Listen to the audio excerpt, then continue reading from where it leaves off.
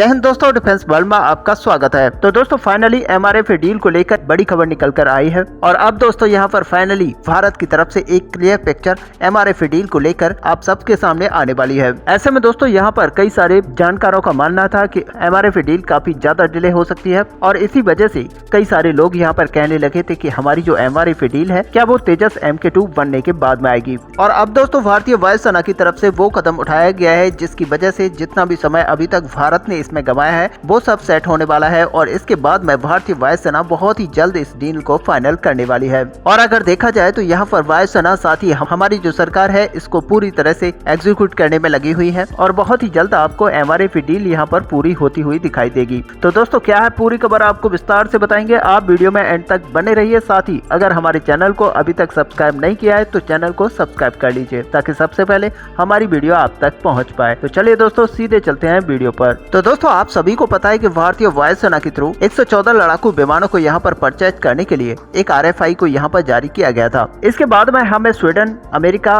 Britain और France जैसे देशों की तरफ से अपने अपने फाइटर जेटों को लेकर प्रपोजल्स मिले थे। और दोस्तों अगर इस सारी इन्फॉर्मेशन को देखा जाए तो ये काफी बड़ी इन्फॉर्मेशन थी जिसको कि वायुसेना साथ ही भारतीय सरकार को खंगालने में काफी लंबा समय लगा। लेकिन दोस्तों आपको बता दें कि अभी तक हमारी सरकार इस पर कोई एक फाइनल डिसीजन नहीं ले पाई थी और इसी वजह से बहुत लंबे समय से ये डील फंसी हुई थी जिसकी वजह से भारतीय वायुसेना को यहाँ पर लड़ाकू विमानों की कमी का सामना करना पड़ रहा था। और दोस्तों सबसे बड़ी बात यहाँ पर यह थी कि भारतीय सरकार नहीं चाहती कि दूसरे देशों से फाइटर जेटों को उठाया जाए और सीधे भारतीय वायुसेना को दे दिया जाए, बल्कि भारतीय वायुसेना भी यही चाहती है कि कुछ फाइटर जेट दूसरे देशों से खरीदे जाएं और बाकी के फाइटर जेट भारत के अंदर बनाकर वायुसेना को हैंडओवर किया जाए। हालांकि दोस्तों भारतीय वायुसेना एक बड़े नंबर में यहाँ पर दूसरे देशों से सीधे फाइटर जेट को उठा कर ले सकती है, लेकिन एक बड़े नंबर में यहाँ पर भारत के अंदर भी फाइटर जेट को बनाया जाएगा। और यही वजह थी कि भारत को यहाँ पर काफी लंबा समय तक इस डील को डिले करना पड़ा। और अब दोस्तों यहाँ पर फाइनली ये बात बन चुकी है कि भारत कुछ फाइटर जेट दूसरे देशों से उठाएगा, साथ ही भारत के अंदर भी इसकी मैन्युफैक्चरिंग यूनिट लगाई जाएगी। साथ ही दोस्तों भारतीय वायुसेना ने अब एक फैसला बड़ा ये भी किया है कि हर कैटेगरी का जो फाइटर जेट अभी तक इस डील में शामिल हुआ था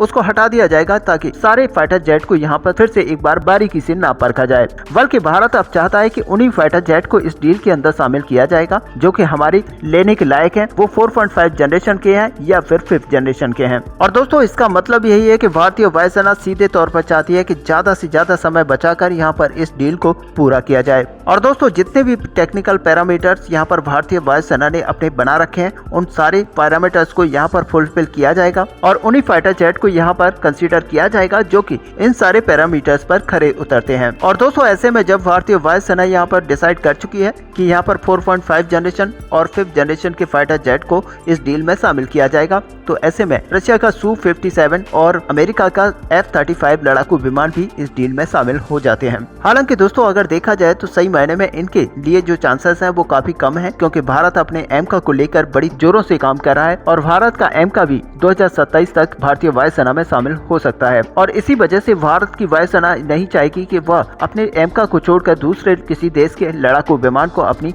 वायुसेना में शामिल करे। ऐसे में दोस्तों अगर 4.5 जनरेशन के लड़ाकू विमान की बात की जाए तो फ्रांस की जो डसॉल्ट एविएशन कंपनी है वो काफी आगे है और राफेल लड़ाकू विमान उन सारे पैरामीटर्स पर उतरता है जो कि भारतीय वायुसेना ने बनाए हुए हैं। और ऐसे में दोस्तों यहाँ पर राफेल F4 2024 में अपने टेस्ट को कंप्लीट करेगा और इस फाइटर जेट का हमको ज्यादा टेस्ट लेने की जरूरत नहीं है क्योंकि भारतीय वायुसेना पहले से 36 राफेल लड़ाकू विमानों को यहाँ पर यूज करती हुई आ रही है। हालांकि दोस्तों आपको बता दें कि हमारा जो डिफेंस बजट है इस साल काफी टाइट रहने वाला है क्योंकि हमारे जो फाइटर जेट के प्रोग्राम पहले से चल रहे हैं उनको भी यहाँ पर बजटिंग करना है। जैसे कि आप AMC को ले लीजिए, टेड BF को ले लीजिए या फिर तेजस Mark 2 के प्रोग्राम को ले लीजिए, इन सब के लिए फंडिंग भारत को करनी है और इसी के अंदर भारत एमआरएफ डील को यहाँ पर कंप्लीट करता हुआ दिखाई देगा। तो एक तरह से दोस्तों यहाँ पर समझा जा सकता है कि भारत उसी लड़ाकू विमान की तरफ मूव करेगा जो कि प्राइस के हिसाब से सही हो, साथ ही वो सारे पैरामीटर्स उसमें अवेलेबल हो जो कि भारतीय वायुसेना की तरफ से बनाए गए हैं। वैसे दोस्तों अगर सही मायने में देखा जाए तो फ्रांस यहाँ पर अपने राफेल लड़ाकू विमानों को लेकर एमआरएफ डील में काफी आगे चल रहा है और ऐसे में माना यही जा रहा है कि फ्रांस के प्रेसिडेंट आने वाले मार्च के महीने में भारत को विजिट करेंगे, तब इस डील को कंप्लीट किया जा सकता है। अब ऐसे में दोस्तों आपका क्या व्यू है, आप अपना व्यू हमें कमेंट पे लिखकर बता सकते हैं। साथ ही वीडियो को लाइक और शेयर करना ना भूलें। मिलते हैं नेक्स्ट वीडियो में, तब तक के लिए जय हिंद।